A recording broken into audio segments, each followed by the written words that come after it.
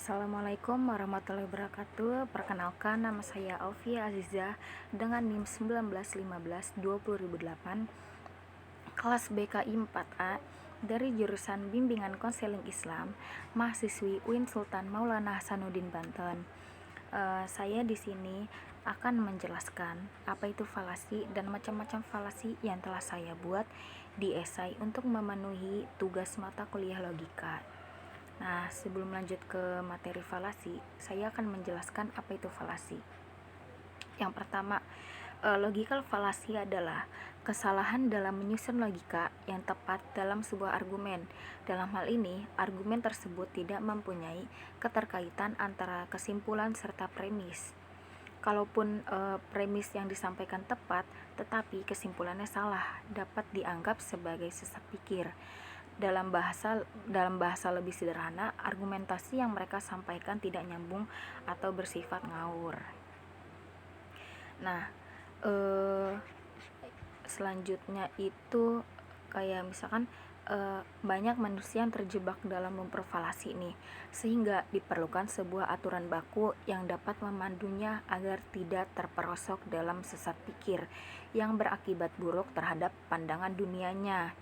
Nah, seseorang yang berpikir tapi tidak mengikuti aturannya terlihat seperti berpikir benar dan bahkan bisa mempengaruhi orang lain yang juga tidak mengikuti aturan berpikir yang benar. Karena itu, Al-Quran seringkali mencela bahwa sebagian besar manusia tidak berakal, tidak berpikir, dan sejenisnya.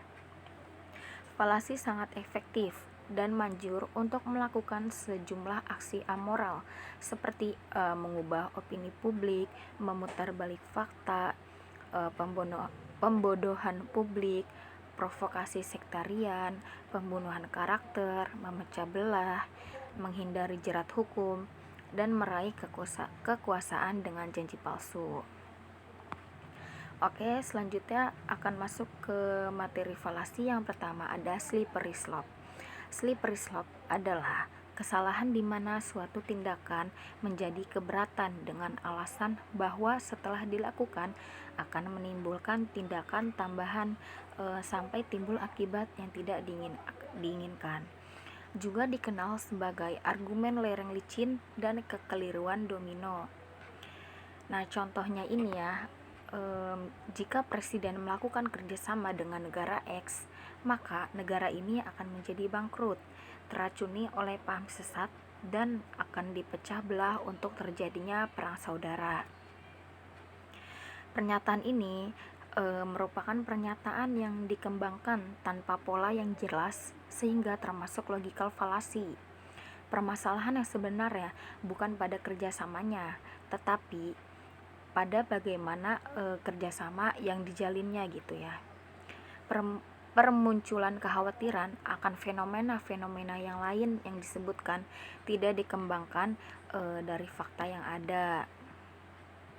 Namun demikian, pemikiran yang mirip dengan pola slippery slope bisa juga tidak bermakna falasi dan justru merupakan sebuah ketajaman pemikiran. Contohnya misalnya, jika tidak menurunkan kecepatan sekarang, mobil ini akan mengalami slip dan menabrak tebing di belokan yang ada di depan.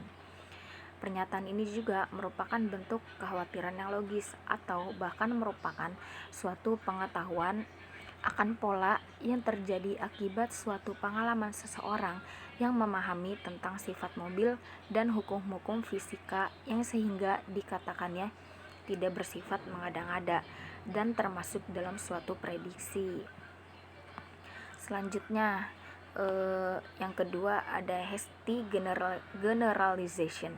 Falasi yang argumentasinya berdasarkan pada sejumlah kecil kejadian atau fakta, tetapi berani digeneralisasikan sebagai akar masalah atau penyebab dari suatu fenomena. Atau dengan kata lain, fakta yang belum valid sudah dijadikan dasar generalisasi. Selanjutnya ada contoh dari hasty generalization. Misalnya ada orang nih update status. Nah, isi updateannya ini, semua laki-laki di dunia ini buaya. Padahal dia ini baru gagal pacaran 2 kali dan dua-duanya kebetulan buaya. Lalu dia sebagai cewek langsung menilai bahwa semua orang yang ada di dunia ini laki-laki itu buaya. Nah, selanjutnya ada yang terakhir strawman. Strawman atau manusia jerami adalah falasi yang argumentasinya selalu menempatkan posisi atau lawan sebagai posisi yang ekstrim, mengancam atau tidak masuk akal daripada kenyataan atau faktanya yang terjadi. Cirinya adalah membuat interpretasi yang salah dari argumen orang lain agar lebih mudah diserang. Strawman ini sering sekali dilakukan dalam acara debat politik yang terjadi di media sosial maupun di media massa. Strawman sering digunakan untuk membelokkan isu sehingga isu yang asli tidak terbahas dan terlupakan gitu. Nah, contohnya itu dari strawman, misalnya si A bilang hari ini hari yang cerah cukup baik. Nah, si B mengatakan jika semua hari cerah kita nggak pernah merasakan turun hujan, tanpa hujan kita akan kekeringan dan mati.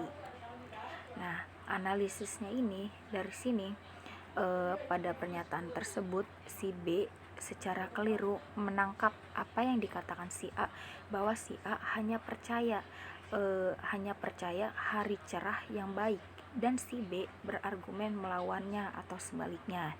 Sebenarnya si A ini menyatakan hari yang cerah, hari yang baik. Faktanya ini si A tidak mengatakan tentang hari ini hujan gitu, mengatakan bahwa hari ini hari yang cukup baik, cukup cerah gitu. Baik, sekian penjelasan dari saya, kurang lebihnya mohon maaf. Wassalamualaikum warahmatullahi wabarakatuh.